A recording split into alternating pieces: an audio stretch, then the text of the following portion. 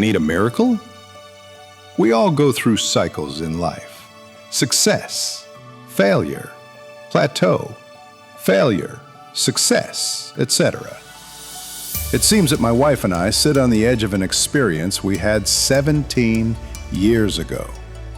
And since I'm a history buff, I thought of one of Lori's Dry Ground blog posts explaining why it was called Dry Ground.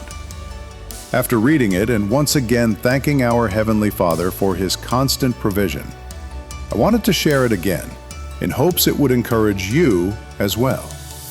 So here's Lori, in her own words. In a drought, dry ground is a symbol of despair. But in a flood, dry ground is salvation. The book of Joshua in the Old Testament starts with a description of a desperate people, His chosen ones, the Israelites. They've been wandering in the wilderness for 40 years and now stand on the banks of a flooded Jordan River. Can't move forward, wouldn't want to go back, still living on manna, that day-to-day just enough stuff. Life has been hard. They've survived, but they've also been promised a land flowing with milk and honey, which they have seen none of yet.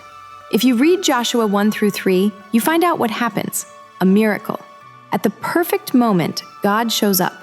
He doesn't just show up, He goes ahead of them, clears the way, creates a bridge by walling up the floodwaters, leaving absolute dry ground to walk across.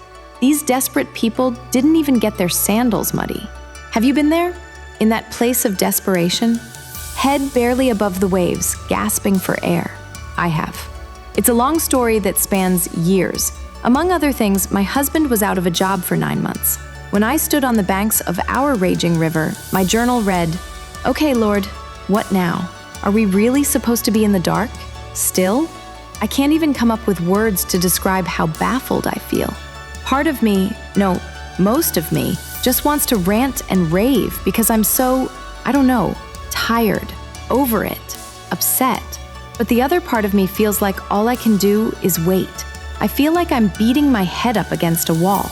That entry is dated less than a year ago, September 23, 2008. Several weeks passed after that before our river parted and we got to walk across a bridge. A miracle, a job, and a move to Phoenix, Arizona. Literal dry ground with legendary significance to boot. Words can't express the relief I felt. I could breathe again.